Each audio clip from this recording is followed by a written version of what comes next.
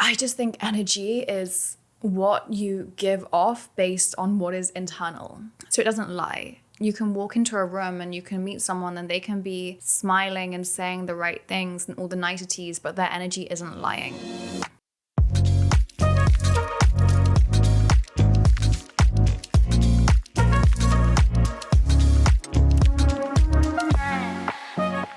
So in episode 1, I had my number 1 favorite Brit in the world on this podcast, and in episode 2, I have my other favorite Brit on this podcast. Lily Rennie, welcome to The Ground Up. How are you?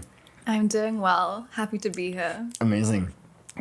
I've known you now for like 8-9 months, and you know what, I want to give you the chance to tell the audience how we actually met in the first place, because I think it's just such a beautiful story. Yeah, so we met in a co-living in San Diego and just immediately hit it off. I think it was all things wellness with me and Britt. And then me and you, pickleball, really sealed the deal. And that was like the most joyful time of my life. Yep. Playing pickleball in San Diego. And yeah, just in the deep end, we all lived together straight away for a good few weeks. You guys adopted me as your honorary third wheel for that whole time. Man, what a time. And then I followed you guys to to Toronto. Yes. And now I'm here. And now it's obviously June 2025, and you're in Toronto for how long? January 2025. Oh, did I say June? You said June. We'll get there. We We'll get there eventually. January, and you're here in Toronto for how long? I'm here for about a month. Everyone I meet here just questions why I came here during winter. Including me. Everyone. You guys, Britt didn't believe you when you were saying I was coming, because why is someone coming to Toronto in January? But again, went where sounded good. Mm-hmm. I'm loving it. I think Toronto is the best place. Everyone's so friendly, so nice. And what was the goal with coming in Toronto in the first place? Coming here was to really knuckle down and create new things for a course that I'm creating.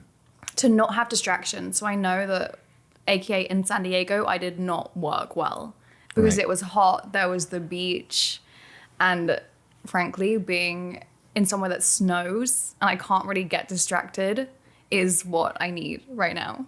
What's the course? Do you want to tell us what the course is? Or do you want to tell us what you do first and then the course, and you decide?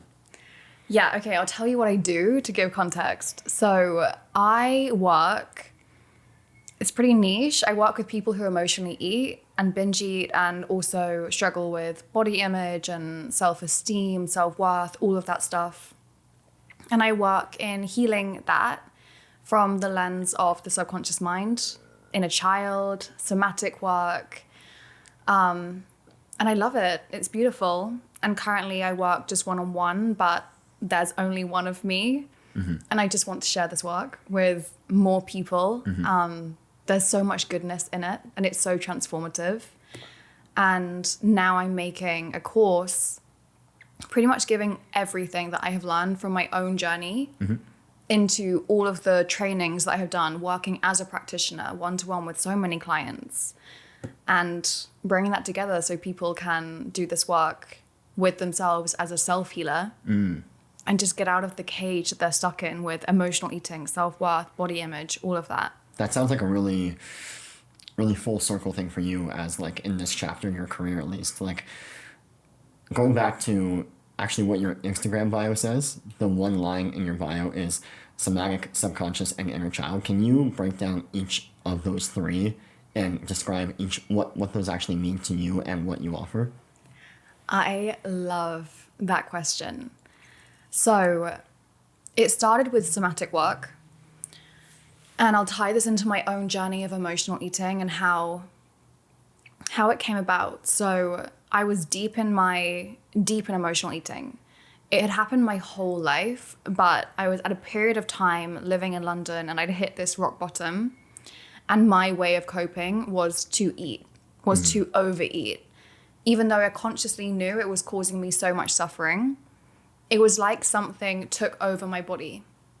And I had no choice, is how I felt, but to eat and eat and eat. And it caused me a lot of distress, you know, for many reasons, mentally, but also my body felt so unwell from doing that. And so I just started exploring in myself, how can I heal this? One of the things that came through, I was walking around the park and I had this huge urge to eat. And I just heard clear as day, notice where it is in your body. And I was like, interesting. I had not been in my body for a long time. I'd always been in my mind. So I dropped in and I noticed that the binge urge, the emotional eating urge, was this like horrendous sensation in my body that I desperately wanted to escape from. And the only way I knew of silencing it was to eat. I also realized that I was terrified to be in my body. Like that felt like the scariest place to be. It did not feel safe because I'd never felt my emotions. Right. The way I then discovered somatic work was I left London, went to Barcelona, still rock bottom, huge anxiety attacks, emotional eating, all of that stuff. And I met this life coach who gave me a free session and then told me that he couldn't help me any further and that my only hope was somatic work. And he sent me to this 80-year-old woman who is a pioneer in the field called Judith Johnson. She's incredible. And in one session, she showed me what somatic work really is. And essentially it's going into the body, noticing what sensations are there, tightness, heaviness, any of that, and allowing that to take you where you need to go. So your body knows what you need to face to heal. And I was taken back to a memory of a very stressful childhood experience at home, just through going into my body. A lot of emotion then came through. And by staying with that emotional wave, rather than eating to numb it and escape it as I always had, I then reached this bliss on the other side. And that bliss was like, it's when your heart connects with your brain. And it's just this sense of love and connection and light and goodness. And the somatic part of this work and of healing emotional eating is learning to, instead of numbing and escaping emotion, going into it, learning how to hold space for it so that every single binge urge becomes a chance to get to that other side, to that goodness. And bit by bit it builds, so it becomes easier and easier. The capacity to feel and to hold feelings builds until it no longer feels like a terrifying thing. Because anyone who emotionally eats, like, they are scared of their emotion to some degree. So that's somatic. Okay. Subconscious is then the part that really lights me up currently. It's what I really love, and it's where I see the real shifts happening in people where they just don't need to engage in depleting habits anymore. Basically, everything you do, everything you believe about yourself, you have a reason for that subconsciously. So the habit of emotionally eating seems so depleting, so unhelpful. Why would you want that? By using subconscious work, you find the why, which might be, it's too painful to be with my emotions, so I need to eat. It could be any number of things. Also for beliefs like, I am bad. There's always a reason why you need to believe that. And when we discover that, and we meet the parts of you, the versions of you at certain ages that began believing that, we can transform them and we can heal them. And so you can no longer fight the belief, you can no longer run from the belief, you just heal it and transform it and work with it. When you say meet those parts of you or meet the younger or any other version of yourself, is it a visualization in your head? Is it like you're getting them into a hypnotic state? Like, what does that actually mean? Yeah, so I don't do any kind of hypnotic state. Sometimes I give my clients meditations, and that is more of a hypnotic state in some ways, just because I'm not there with them. But in session, it really is just, where do you feel that in your body? When you say that I need to emotionally eat because I'm so scared of my emotions, what are you noticing there? Then how old is that part of you that's saying that, that believes that? And a number always comes up, 8 years old maybe. And you just trust it. You just know that, okay, that's it. And then it's, where are they? What are they wearing? What's happening around them? And you start to piece together this puzzle of a memory of, this is where it began. And that's the memory that you can work with and heal, because it's at that age that you developed that belief. But you don't have to visualize. I can't really visualize things. So I tend to go off, just sense. Can I sense this person, of this version of me? Do I have a sense of where they are and what's happening? But I said to a client recently that the work of learning to feel your emotions and to heal your subconscious mind and your beliefs is one of the most creative acts that I have ever seen. Like, Creative is like abstract for the brain? it's very abstract, but it's just, what scene can I create to help this version of me heal? What did that 8-year-old version need? How can I give it to them? And it's just a dance of learning to be taken into your emotions by the sensations in your body, seeing that version of you, meeting them. What beliefs do they hold? What pain do they hold? And how can I heal that? And so, speaking of that example of like an 8-year-old child within you, can segue right into the inner child portion of your work. Yeah. So inner child work is everything. I don't think there's a practitioner going who doesn't love inner child work in some form. And inner child work, shadow work, it's all one and the same.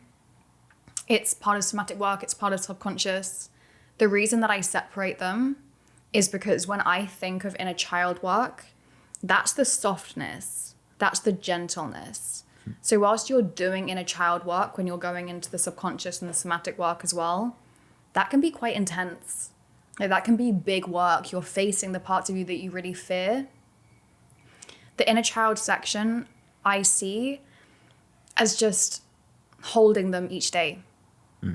You know, I often say to my clients, make your phone background a photo of you. That's what I have. I think I'm about 3 years old on my phone background. And every time I see her, I just send her love. And for a while in my own journey, I would wake up and I would visualize my inner child at whatever age she wanted to come through that day. And I would just speak love onto her. Like, speak the words that she needed to hear and create that cocoon of loving energy that she just needed as a kid. And it's such soft, heart-opening work. By itself, it wouldn't have that deep change, but in conjunction with the other pieces, it's a beautiful thing to do. Do you think anyone could benefit from inner child work, or is it just the people that come to you and say, "Oh, my childhood was this or that," like, or is it something that anyone can benefit from? Unless someone is a enlightened being, I think they can benefit from inner child work. Right. We all have our insecurities, right? The most grounded person that you know, the coolest person, the most loving person, like, they still have their insecurities. They still have those things that activate their bodies, their nervous systems.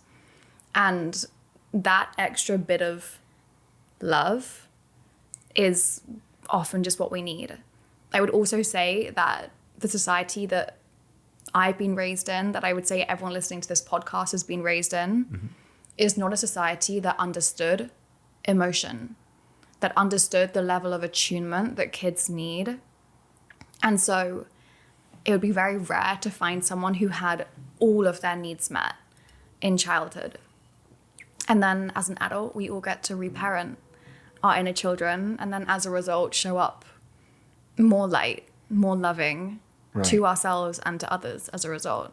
I feel like last note I have that came to mind about the inner child work is like, as a young child, obviously you're a sentient being with your own thoughts and feelings and emotions, but you're also very much a sponge, right? And your sponge is as a direct result of your surroundings, your parents, and who you're around as a child. And that's obviously a lot of the time not directly up to you because you're so young and you don't exactly have the knowledge or the age or the brain capacity to say, I'm gonna go here and think this. Like, you're just like, your parents are there, your house is there, your school's there, and that's all you have. And so it's kind of sometimes out of your control, right? 100%. And that piece of control is something that so many struggle with, is then controlling their adult relationships, controlling, in my case with the clients I work with, controlling food, controlling exercise, you know? Right. But also kids, being the immensely loving beings that they are, they internalize stuff. So a kid is not going to say, my parents or my teacher or whoever is doing this, that's bad, they're wrong. They're going to say, I'm bad, I'm wrong. And so that internalization stays, and they then carry that throughout their whole lives until they arrive at work like this. Right. What would you be, actually two questions here. Like, what, growing up, when you were in, let's say, middle school, young adult life, what did you want to be when you grew up outside of this, if this wasn't even on the radar? Such a funny question, because I wanted to be a dolphin trainer. I loved it. I went to Florida when I was a kid. I went to like Discovery Cove, which I'm not even sure if that was like an ethical place or not, but I just loved it. And I was like, I want to be a dolphin trainer when I grow up. I honestly always wanted to be famous as a kid. Like, that was a big thing for me. Yeah. I started a YouTube when I was like 12 or 13, and I tried to hide it from everyone at school, but then they all found out and I was mortified. Oh no. How did they find out? Oh, it was strange. There was this boy that had quite an obsessive crush on me, and he obviously found it. Oh, I don't know if he was Googling my name or wow, like impressive what back he then. was doing. Oh my goodness. But he found it. That's like what, like early 2010s. For sure, yeah. Yeah, I know. Oh my goodness. Now, the second question I have that's kind of similar to the first, might be the same answer, is if you weren't doing what you're doing now, what can you see yourself be doing? Oh no, it's different. So I used to work as a graphic designer. It's not a dolphin trainer? It's actually not. I mean, I'm not gonna lie. If someone said to me now, you can be a dolphin trainer, I'd be like, yes. I'm packing my bags. I'm First there. flight to Miami. Yeah. That would be a great time. But no, I used to work as a graphic designer, and I love that whole world. Funnily enough, photography was also such a big passion of mine. Right. And even like 8 months ago, I was like, do I want to have a side hustle of photography as well? Because I just think it's a beautiful art. Okay, yeah. And I love light so much. Like seeing the different lights that you can create and photographing people in light. Yeah. Totally. Completely. It might still happen. It might be a future thing that happens for me. I can see a world in which you integrate that into your offering somehow. Subconscious, inner child, somatic photographer. Like confidence photography as well. I'm like, by the end of this, you'll have a photo of you that represents your future self. Who's been the most inspirational person along this whole journey in your career so far? Oh, wow. I mean, it changes consistently, to be honest. I think I actually used to do this thing where I would pedestal people and be like, they are so great. Like, they are it. Like, I want to be like them. Right. And actually the thing that was the healthiest was for me to realize that pedestaling people didn't serve me and it didn't serve them. Because it wasn't really seeing them for who they are. So now I try to be inspired by as many people as I can rather than pedestaling one person. Right. The mentor I mentioned, Judith Johnson, I think she's an inspiration. Like, she's 80, she's a pioneer in the field, and she did this when it wasn't cool. She did this when everyone was like, this work is crazy. Was she virtual for you, or was she also based in Barcelona? No, she was virtual. Oh, okay.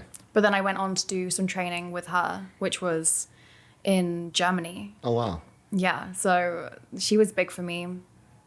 But other than that, it's really people who I just love their energy. Mm-hmm.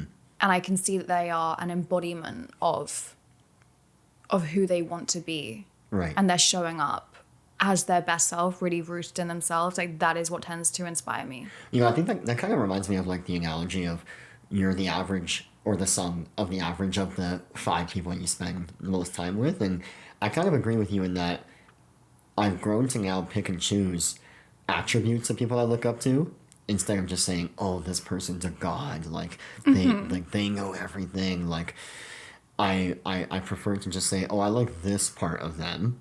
I like this part of them. I like this part of that person, and kind of piece it all together and add that to my repertoire, if that makes sense, right? It does. Is there something that people like misunderstand about your work? I think something that people misunderstood for a while, which was actually my own fault due to my marketing and due to how much I love the work, is that it's some kind of magic solution. Okay. And that is not the case. Like, I always say it can feel like magic, because when someone has a session that they just feel themselves getting uncaged from something, like, it feels like magic. But they're still doing the hard work. What preceded that magic was going right into the places they've always avoided. Right? So it's hard. It's not just like you turn up and you pay the money and then you're healed. No, you've got to show up for yourself. Like, this is a consistent investment in yourself. And it's also not just the 3 months that I work with people. Like, I think people don't necessarily get that this is now a lifestyle. It doesn't mean you're always going to be trying to heal yourself. Like, that's not the point. You want to just be living and living your best life. Right. But once you do become more self-aware, there's no going back. Yes. And right. you are going to see the parts of yourself that aren't serving you, and you are going to want to keep up leveling and healing and moving forwards. So it's not just like let me sign up and do this for 3 months and then I'll never think about this work again. Well, you won't emotionally eat anymore, but you will still want to continue inner child healing. Yeah. And being with yourself in that way and feeling your emotions. That like natural response that humans have to suppress the, I don't want to say dark, but like suppress the scary, hurtful, dark feelings within themselves from their past. Is that like a natural survival instinct, or what is that in humans? Oh, I mean, I think it's a beautiful thing, honestly. When I see someone's body has been protecting them from something by like the different ways it can protect is either a habit like emotional eating or doom scrolling or binge watching TV or alcohol or any of these things. But it can also just be that the body switches off feeling. So someone's in a state of disconnection from their feeling and they say, I'm fine, but they're just not feeling what's there. And I think both of those things are beautiful because it's just a display of the body protecting that person from feeling pain that when it happened, they didn't have the capacity to feel. So when people first start suppressing pain and emotions, let's say it's 5 years old or 8 years old, 10 years old, they don't have the nervous system capacity to hold space for that pain at that age. So their body is doing the kindest, best, safest thing for them by numbing it. The thing is, unless you consciously undo that and you go back in and let the energy move again, it stays numbed. Right. So it is a survival at that point because a child needs regulation from an adult to be able to safely process. But then it just becomes this stagnant thing within the body. And also there are beliefs of emotions aren't safe, my emotions are bad, emotions last forever. And those beliefs keep that cycle of suppressing emotions in play. So it is protection, but it's not needed anymore when you get into adult life. How do you view this kind of, it might be more North American like norm, I want to say, in the in the modern age of everyone having to deal with depression and anxiety? Like, how do you look at that? Oof, that is a interesting topic, and it's divisive because I think in some ways we like to say, I have depression, I have anxiety, and it's this medical thing that I am stuck with. In some regards, true, right? It's an imbalance in the brain, and that's where things like antidepressants can be really useful. However, in many situations, it's that it's covering something else. So what's beneath the depression, right? Or another way is if that person did not have depression. Like, let's say that they spent most of their day on the sofa because they were so depressed that they felt they couldn't move their body. If that person were to imagine a day where they wake up feeling alive and light, and they spent their whole day like doing the things they'd put off and going out and socializing and exercising, whatever it is, what is scary about that? Because what's scary about that is what is going to keep that depression there, because it's protecting them from something. Right. It can also just be that the depression is just masking a ton of other emotions beneath. Likewise for anxiety, that tends to be a cover-up emotion that just needs to be held space for. And what's there? What's beneath it? So I don't think it's a thing that we're just helpless against. I think it's something that we can curiously and lovingly turn towards and discover what's purpose it is. Right. This podcast is so funny for me because, like, I feel like in the short time we've known each other, especially in the short physical space that we've shared together in California and now in Toronto, we've had all these conversations already. So it's kind of like such an interesting trip to now, like, even dive deeper into every single thing I've already asked you. What I think net the number one word that we've used with each other is energy. Like energies, vibe. 100%. What does energy mean to you? Your questions just keep getting better and better. Like, that's a fun question to me. A post that I made on Instagram lately that I loved was, healing from emotional eating is the journey of falling in love with your own energy. So you said, what does energy mean to me? Yeah. I just think energy is what you give off based on what is internal. So it doesn't lie. You know, you can walk into a room and you can meet someone and they can be smiling and saying the right things and all the niceties, but their energy isn't lying. And that's reflecting what is internal for them. What are their actual intentions? What insecurities are there? What malintent is there even? Or likewise, when you meet someone and they are just radiating goodness, you can feel that and it's palpable. And that's coming from their pure intention. That's coming from their open heart and their knowingness of self. So I think energy is just something that we should all be aware of.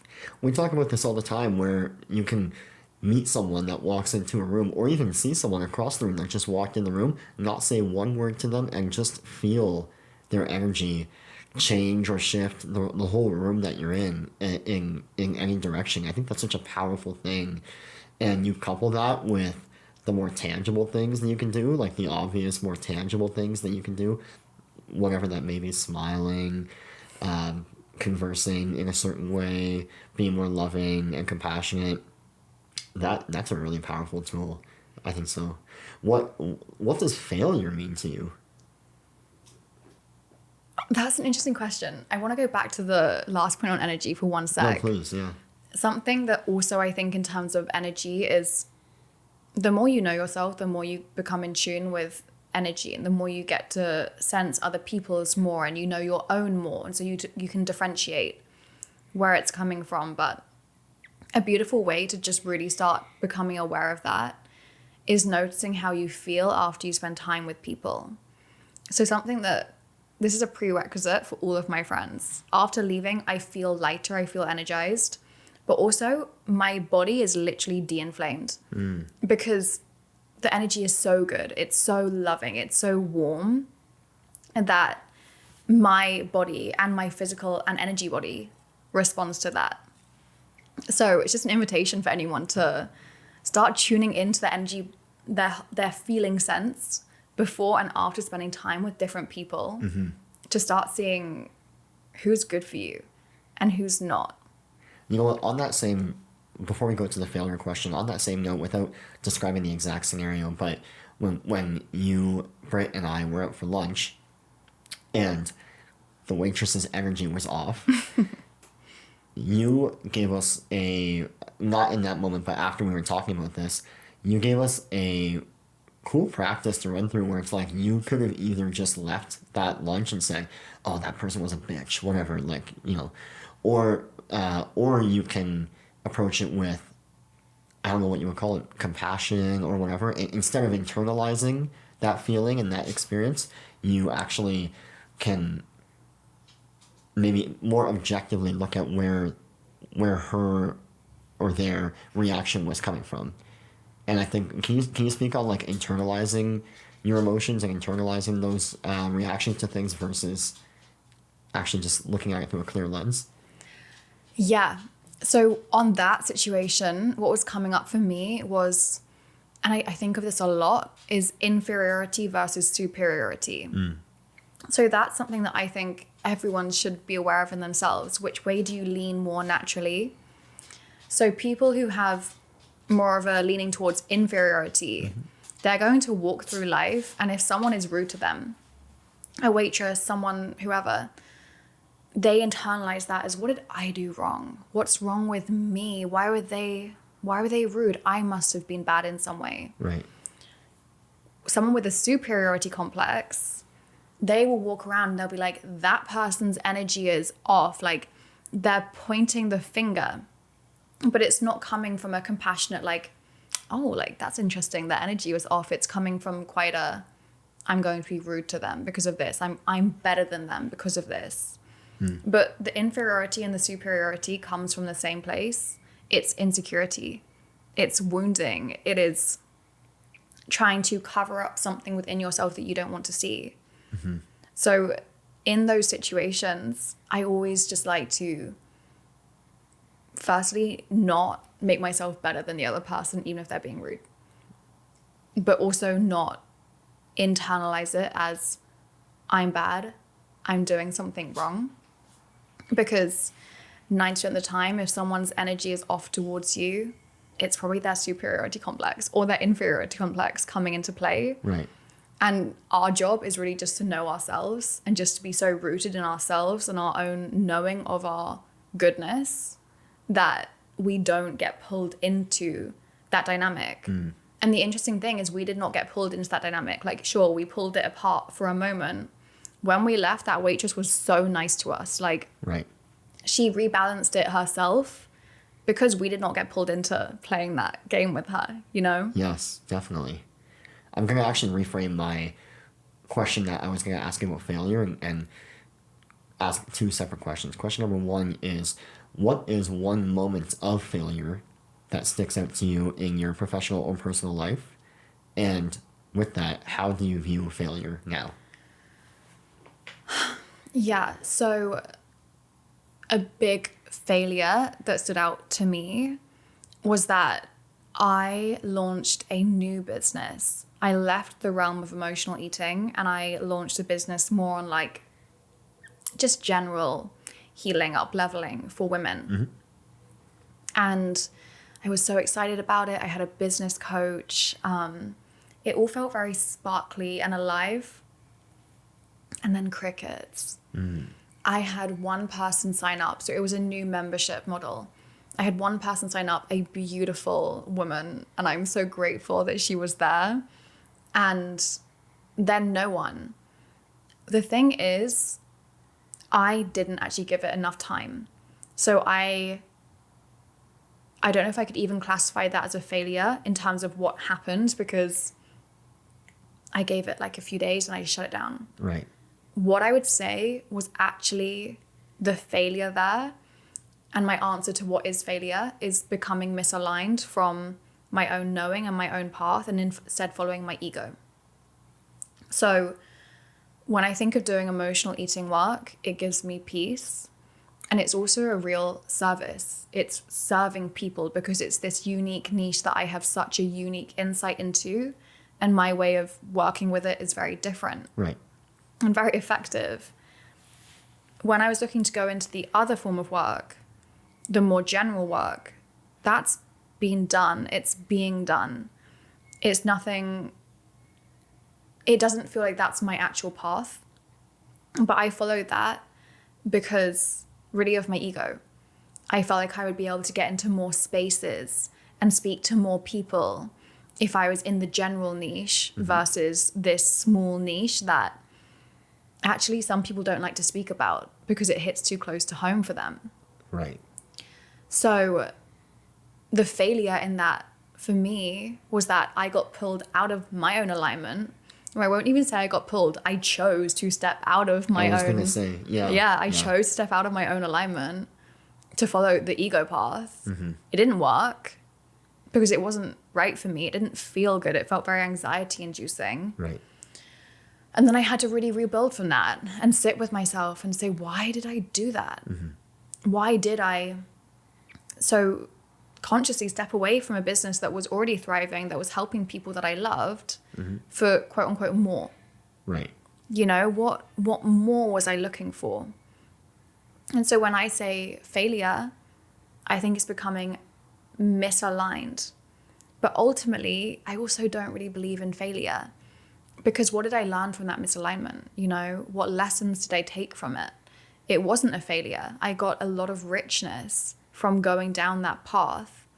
And ultimately, when I came back into my work of emotional eating, I doubled down. I knew with my whole heart that this is what I'm doing here on earth. And I came back a better practitioner for it.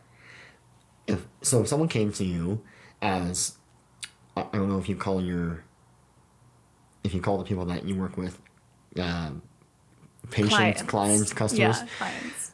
If a client comes to you and says, and it's your first time talking with them, and they go, I've tried this so many times in the past, like I keep failing at it, is that what you would tell them? Is that it's because you were probably acting misaligned and out of ego, or? No, I just wouldn't define it as failure. Like, failure isn't actually a word that I ever use in my vocabulary. I have clients every day that come to me saying, you know, I failed. Right. No, you're just on your path. Like, can we just get rid of the words like failure and success and like good and bad? Can we just be, you're on your path, and as long as you're still learning and you're still growing, I like to say you're just a curious data collector in life. And you're doing the best with what you know in any moment. Because if you knew any better, you would have done better. Right. And so as long as you're constantly moving forwards on your path, you're consciously getting more data, following what feels really true to you, using the tools you're given, then you're not failing. And I binge ate for decades. Like my whole life until I finally found the way to heal. Was that failure, or was it just part of my path? Because then I ended up helping so many people to heal. Let's talk about that path for a second. Like, do you think that there's a predetermined destiny for all of us, or do you think that you are constantly writing the path and writing what direction you're going in? It's a hard one because I don't think we're meant to know the answer to that question. My hunch is that we all do have a role to play on Earth. We all seem too unique to not have a role to play on Earth that's pretty specific. And I think there is like room to grow and to have free will in that role. But there's a book on Dharma, and I can't remember the name of it now, but essentially like we all have a Dharma. And let's say someone's Dharma is to be the choir teacher. And that's when they will feel in complete alignment. It's like the arrow is just flowing forwards with no resistance. That person can get very close to their Dharma, be the assistant, but it's not going to feel that effortless flow of life that it is when they're in their actual Dharma. I have had that experience of being in and out of that Dharma, and it does feel like when you know, when you are completely in alignment with yourself and what you're meant to do here, you just know it. Is that how you would define Dharma for the viewers? I actually don't know the exact definition, but my understanding of it is this is how you are here to show up on life. And Dharma does not actually mean a job. Right. It's not necessarily what you do, it's how you are. How you are. So you can show up as light every day and you're a mum, that's your Dharma. But it's just that sense of knowing you're in alignment, and you can only know that by feeling it. But I do think we each have a very unique calling, because we each have a unique calling that we feel. Like, you have different goals to me. Why? Because you're meant to do different goals to me. Right. Like, that just makes sense to me. And we each have such unique life situations that teach us such unique lessons and give us such unique gifts that we all do seem pretty perfectly made to do certain roles here on Earth. I love that. I actually really love that, how you framed it. How do you deal with, or if you do or don't, how do you deal with self-doubt in specifically in business as an entrepreneur?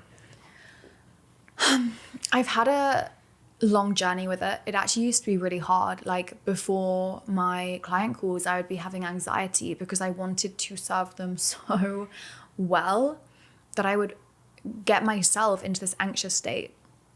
And really that came from self-doubt. That came from not trusting in my goodness, my knowledge, my authority. Right. So I've been through that in a really intense way. The way I navigated it was somatic work, subconscious work, going into it by myself and with other practitioners. Always practitioners need practitioners. Like, we're not meant to just do this alone. We're meant to be guided through it with others and within ourselves. Now, in my business, I don't experience self-doubt purely because I have an internal compass that I'm following. If I'm following my internal compass and I'm really tapped into my heart, I know I'm not doing things just from ego anymore. I know I'm doing things based on how can I serve. I'm always asking, like, use me, let me help people, work through me. And I think self-doubt can't necessarily exist when that's the place that we're coming from. Who are you speaking to when you say that? Use me, allow me. For you, who is that? I would say God. I don't mean religious God. Kind of has been spoken about in religion, but universal loving energy, source, God. I know even as I say that right now, I feel so much lightness in my body. And when I say God use me before a session, that session is beautiful. And it's so much better than I could do by myself. And it's also very humbling, because when a session goes beautifully, or when I have any kind of success in my business, in my life, let me give it to God. It's not mine. Right. It's not my ego that's being fed. No, thank you for doing this work through me.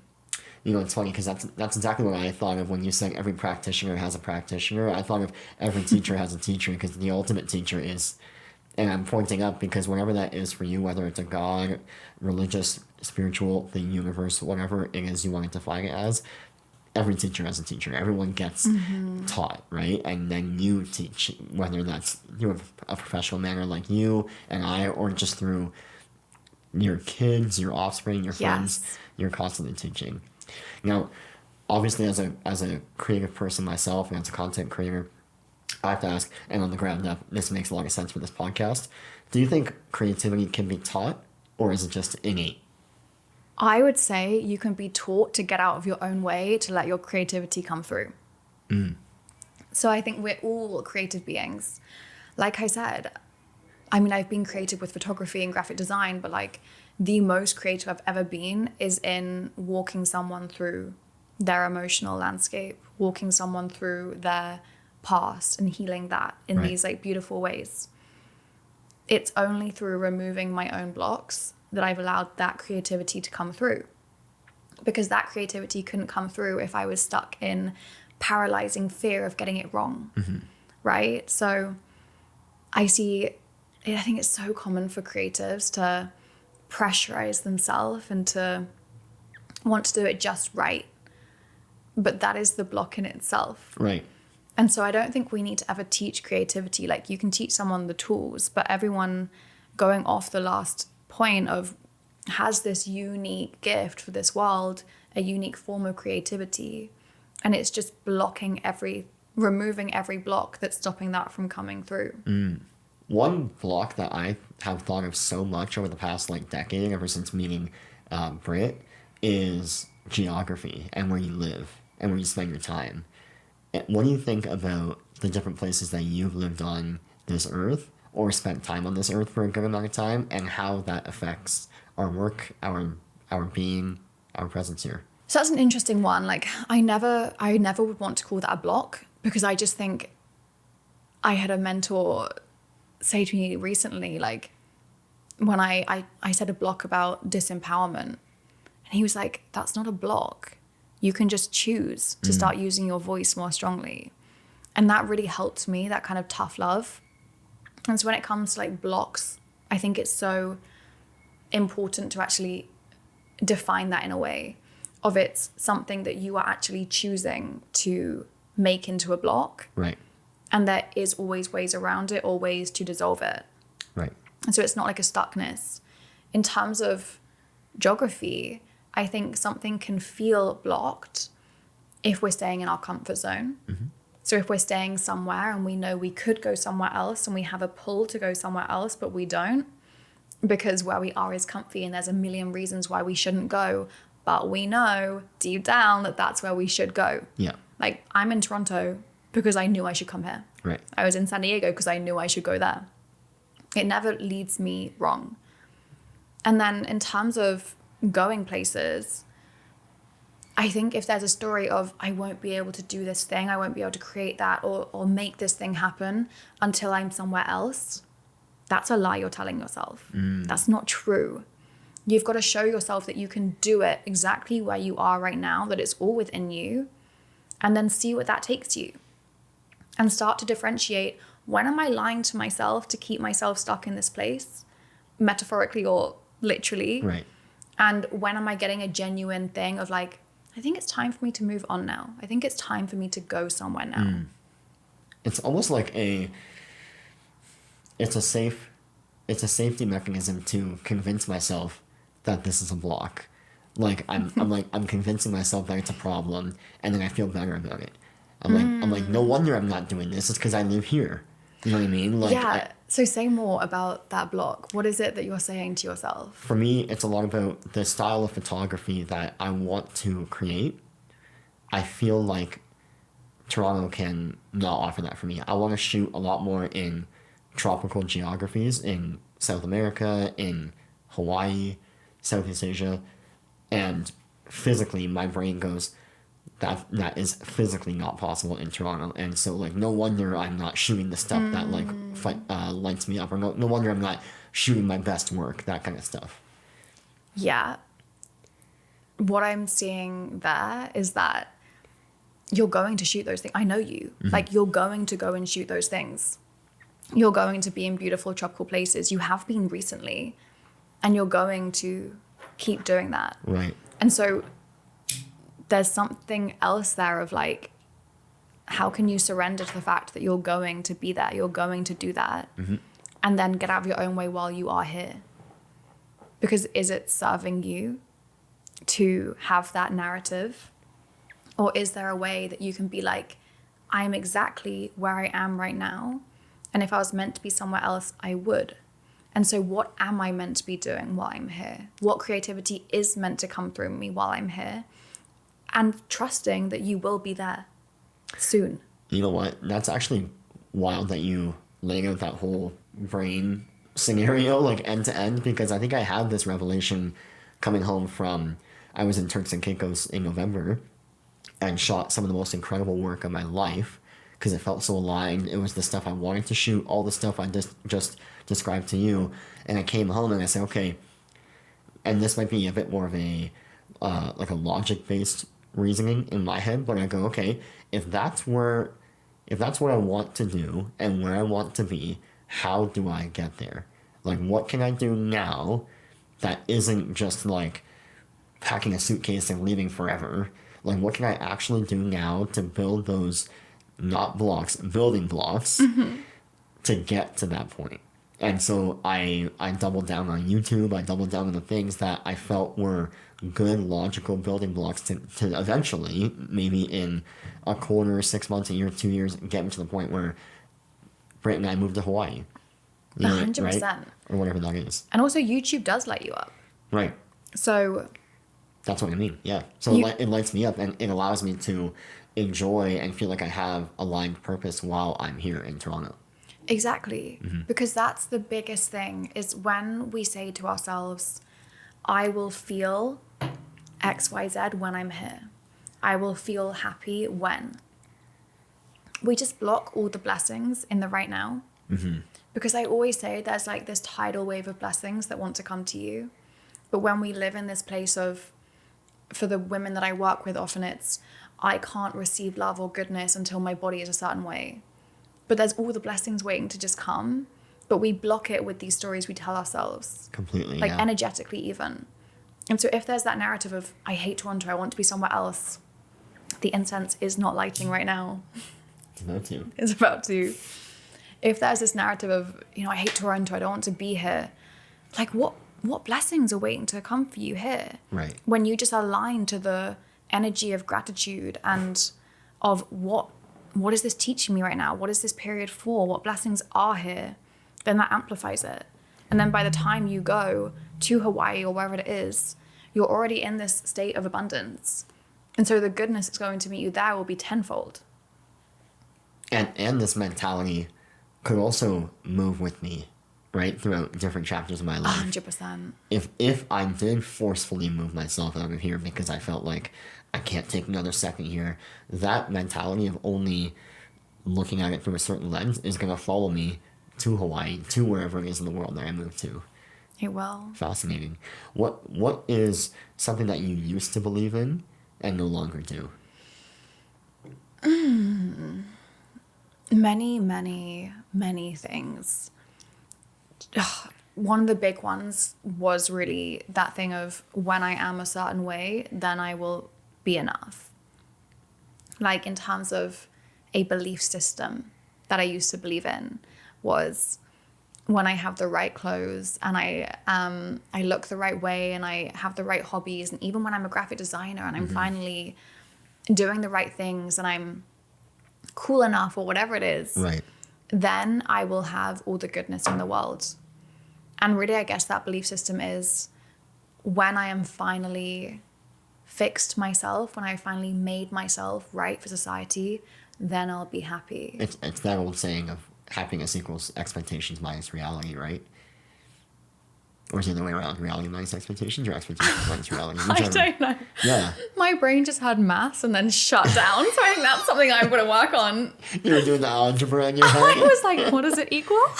No, but think about it, right? Like, if it's real, I'm pretty sure it's reality minus expectations.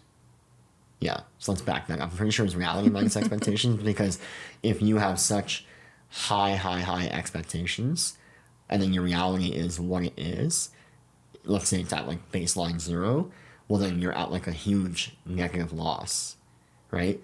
But if your expectations are 0, your expectations are even keel, but your reality is either also 0 or anything above 0, well then you have a net positive result. So what you're kind of saying is basically, oh, I'm not where I want to be yet. My expectations are low, and therefore my reality is going to suffer, and so I'm not happy. It was that in a way, but it was also, like, to add on to that, I just felt that my happiness was outside of me. And I was always looking for external validation. So when I was operating with that belief system, it was, I'll be happy when finally enough people validate me. But then I had all the validation in the world, and I had all the things that I wanted, and I still wasn't happy. Right. And so then that led me to the belief of, well, happiness, love, everything is internal. And when I operate from that state, and I actually I expect beauty in my life. Like I do. I expect there to be love everywhere I go. Right. Because it's inside me and it's as within, so without. Mm-hmm. That shift in belief system is what essentially opened me up to receive abundance in every aspect of my life. Right. I think the word that stuck out with me the most of what you just said was the word when.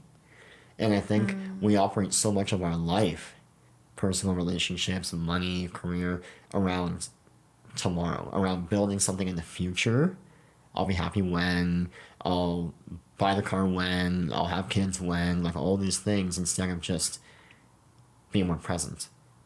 And that might sound a bit basic or a bit simplistic in practice, but I do think it is a thief of our enjoyment. I think the best lessons are simple. You know, we overcomplicate them in so many ways, which is just another form of trying to find happiness instead of just realizing that it's just being present and appreciating what you have. And then it amplifies. And I catch that in myself all the time, like being in this beautiful apartment and waking up and the light streaming in, but something isn't quite right. Right. And so then it's a practice of just being like, let me be grateful. Let me be so grateful. Let me stop and have the pinch me moment and just look at the goodness in my life. And we can all do that, right? There have been times in my life where I have been in rock bottom, but there was still those moments of stillness, of even just going into nature and being like, wow, there's so much to be grateful for here. And that is the simplest practice, but if we are willing to let go of all the stories we tell ourselves about I'll be happy when, and we just come back to the present moment and we feel what's good in our body, we're in nature, we're with people that we love, then everything's sweet. There are no problems. What's one or two practices that you can give anyone, a listener to this, me, that they can do at home that aligns with what you do for work? Okay, so I always say this, I wish I could just like give the knowledge I have of how to like guide yourself through a subconscious process, because it's so fun. So I encourage anyone who has any kind of block to find a practitioner and to just start doing the work, and not from a place of like fixing yourself, but from a place of let me be so curious about what's existing in me and get out of my own way so that I can meet the goodness that's waiting for me. So not a practice, but just an offering, an invitation for anyone to go and do the work. Like it really is fun and it's really life-changing and it's hard, but you know, the best things are. Okay. In terms of practices, nervous system regulation is a really big one. So if you've been out of your body for a long time, if you have a lot of anxiety, if you get dissociated, if you find yourself getting really angry or any of those things, having a really simple breathing practice that you can come back to is really helpful. So it might look like you notice anxiety, you notice dissociation, you notice freeze in your body or anger, or you're just not present. Start by naming all the red things in the room or all the yellow things or whatever color's there. What that does is it means that you bring your conscious thinking brain back online, the problem-solving part, and that lets your primal brain that's having that survival instinct to have less power. But also by looking around the room, you're showing your body that you're safe. So you're not telling it, you're showing it with your eyes, I'm safe right now. And that's really powerful. And then once you feel that regulation coming into your body, you can move into a breathing practice. So a great one is breathing in for 4 seconds, holding for 7 seconds, and breathing out for 8 seconds. It's so nice. Just feel into your body before and after doing it. Notice the softening. Is that a form of box breathing? Is that what that? No, box breathing would be like in for 4, hold for 4, out for 4. Perfect, same symmetry. Hold for 4. Okay. Yeah, which is also a really nice practice. Right. But elongating the exhale takes us out of the sympathetic and into the more soothed Got and it. grounded state. And then another practice, there's so many, but I really would invite you just to visualize the part of you that is feeling the feelings or having the beliefs. You know, next time you feel insecure, or next time you feel like you're procrastinating, or you feel overly angry about something, where do you notice that in your body? How old is that part of you? See them and just hold space for them. Get curious. What are they feeling? What are they thinking? What do they need from you? Is there something you can say to them? You know, if you want to play with it, can you take them to a safe place? Where do they want to go? Like, I had a client riding on a unicorn with her inner child in one session, and that was beautiful to witness. And that happens quite a lot. There's also a weird thing that happens in subconscious work where every time I lead a client to meet their future self, they're always wearing a white dress, which I find really interesting. That they all seem to see their future self, their higher self, wearing the same kind of outfit in the same kind of place. Interesting. So that's really interesting. But yeah, nervous system regulation with the breathing and with the naming the colors in the room.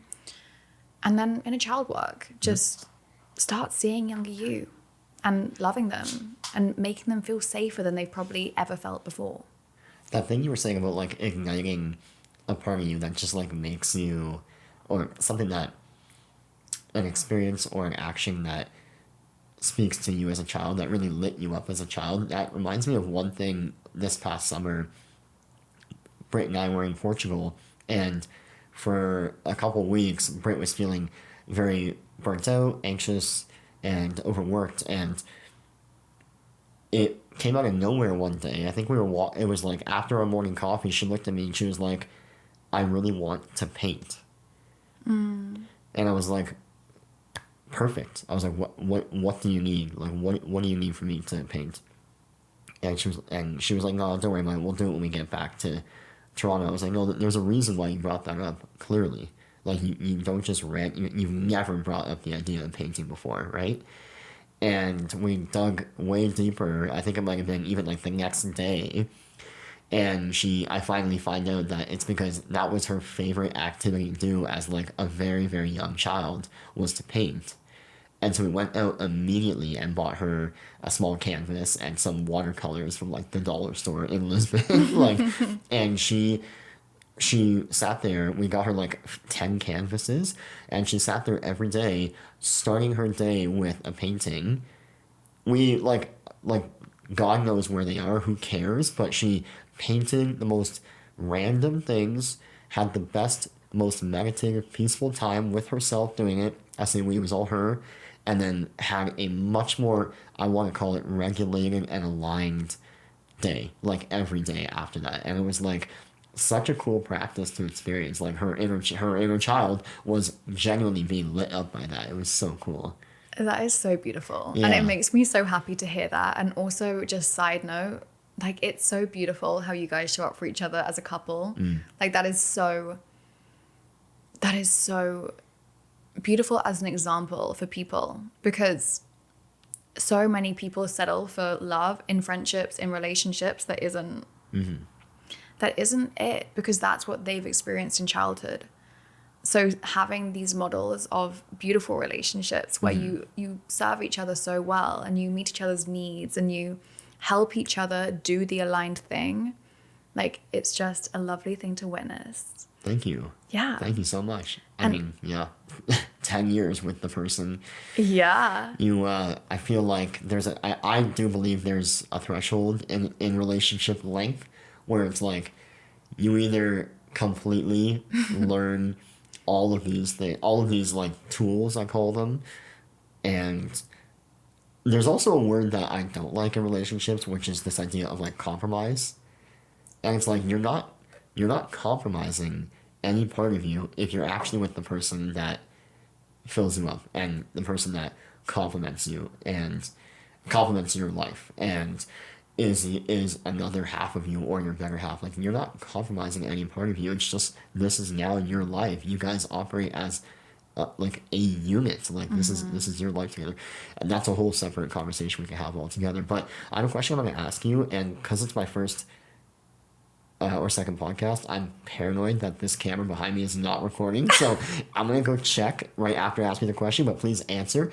Outside of work, what are like 2 or 3 things that are Lily Redding? Like, what do you do? What do you like to do outside of work?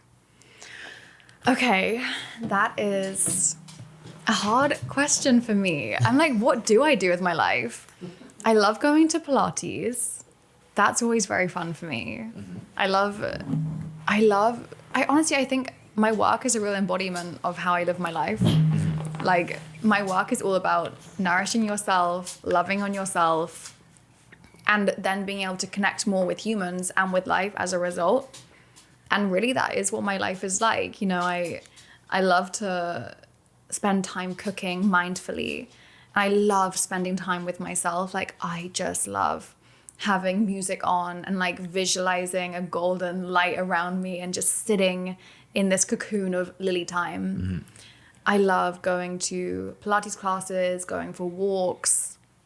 And honestly, more than anything, I just love being with friends. Like, I think it's the most gorgeous thing. It's what we're here for, is to connect with people.